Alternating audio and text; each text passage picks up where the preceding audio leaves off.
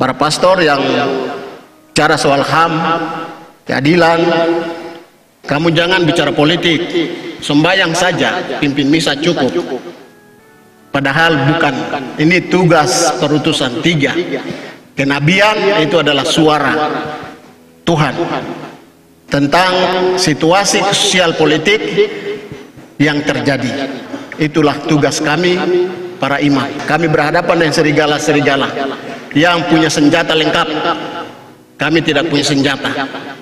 Oleh karena itu, berkaitan dengan hal ini, hari ini saya mau katakan kepada para pemimpin negara ini, presiden, panglima dan jajarannya, mohon supaya hentikan kekerasan untuk membunuh manusia di tanah Papua ini. Manusia ini ciptaan Tuhan, bukan manusia ciptaan Prabowo dan jajarannya.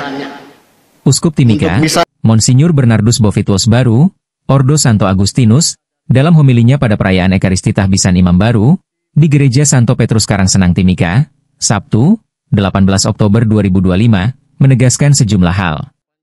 Mulai dari hakikat panggilan seorang imam Katolik, hingga kekerasan bersenjata di Papua, dalam kaitannya dengan firman Tuhan.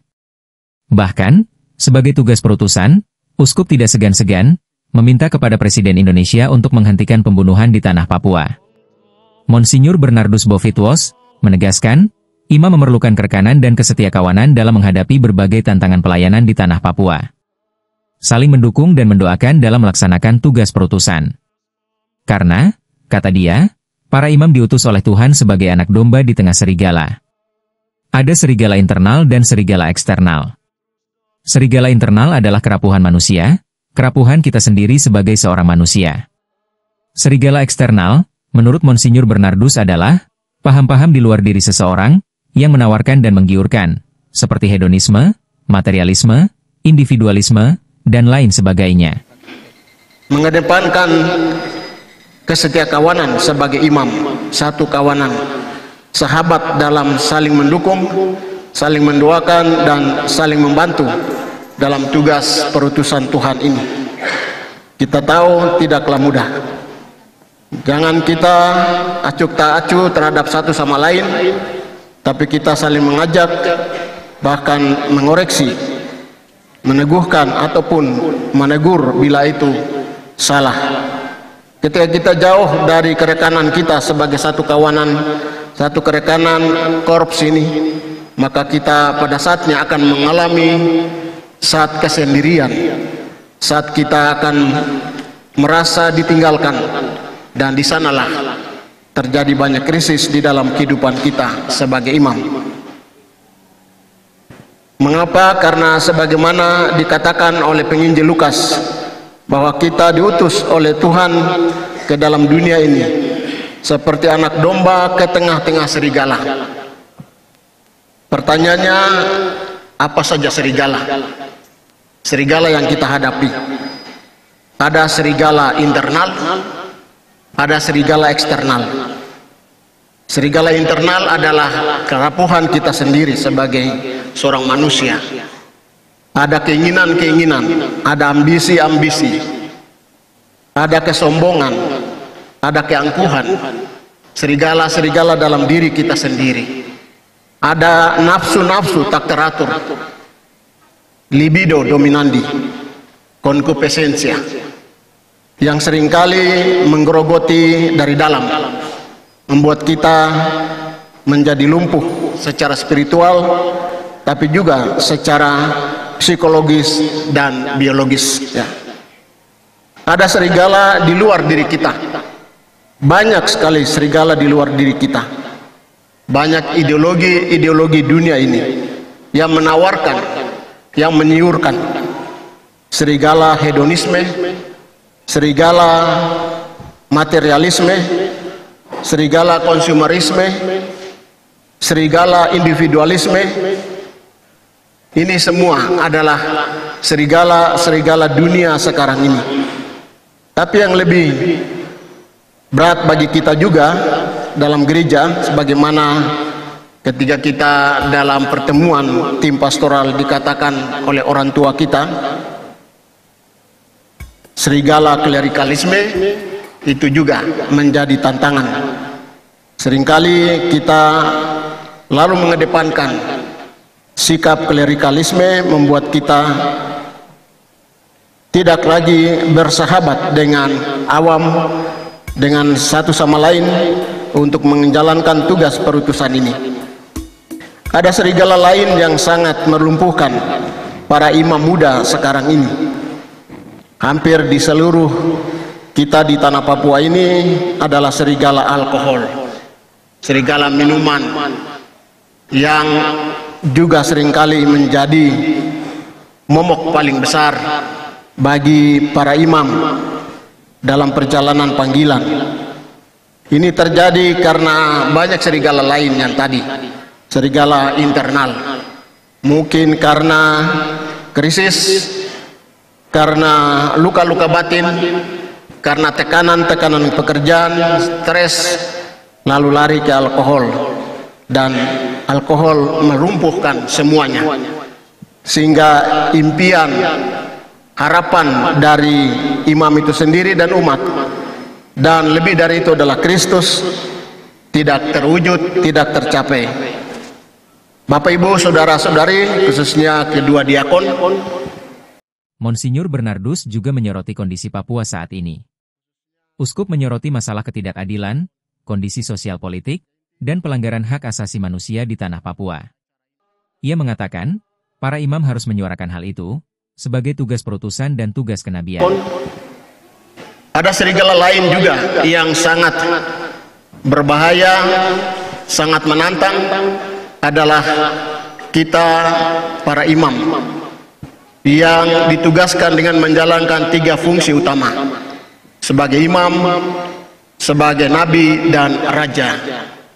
Dan tugas ini tidaklah mudah. Salah satunya ketika kita bersuara untuk keadilan, kebenaran, hak asasi manusia, keutuhan ciptaan alam, kita dimusuhi oleh penguasa dunia ini, dimusuhi oleh para pemimpin-pemimpin dunia yang punya visi lain, visi kekayaan, visi status quo, visi materialisme, visi egoisme, dan seterusnya.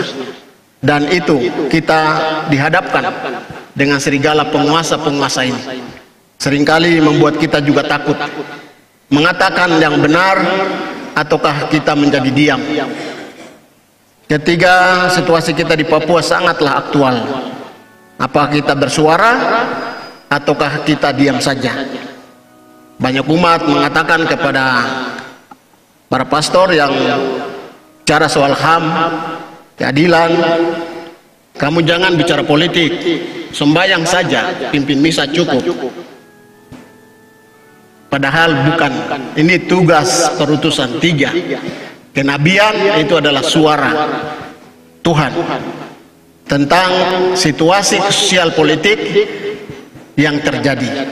Dan itulah tugas kami para imam, harus bersuara, harus mengatakan bahwa itu tidak benar, bahwa itu salah, bahwa itu adalah kejahatan. Itulah tugas kami para imam. Dan itu serigala. Kami berhadapan dengan serigala-serigala yang punya senjata lengkap. Kami tidak punya senjata. Ya, pasukannya lebih banyak. Kami punya hanya Tonowi atau siapa yang jaga di pastoran.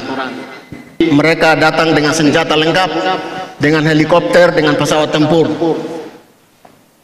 Karena itu kita punya panglima sejati, yaitu Yesus saja. Kita tidak punya panglima di Jakarta kah, panglima di manakah, tapi kami punya panglima adalah Yesus Kristus, Sang Gembala Agung, Imam Agung yang tersalib. Monsinyur Bernardus juga secara spesifik menyoroti penerapan militer non-organik skala besar di tanah Papua dengan peralatan perang canggih seperti helikopter dan pesawat tempur. Uskup dengan tegas meminta kepada Presiden Indonesia, Prabowo Subianto, agar menghentikan berbagai aksi kekerasan dan pembunuhan di tanah Papua. Salib.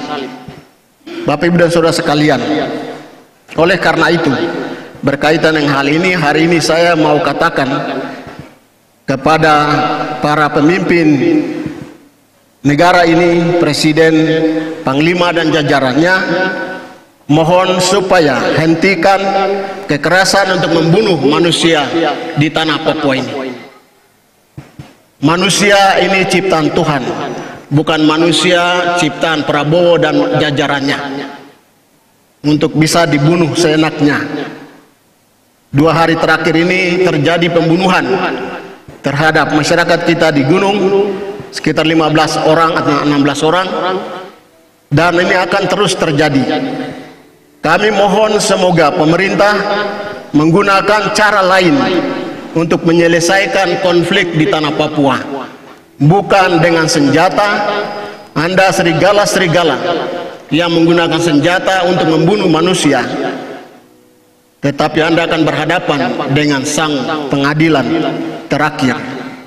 Karena itu, jalan kita manusia diberikan hati nurani. Sebagai pemimpin, ada jalan keluar untuk menyelesaikan konflik, apapun konfliknya.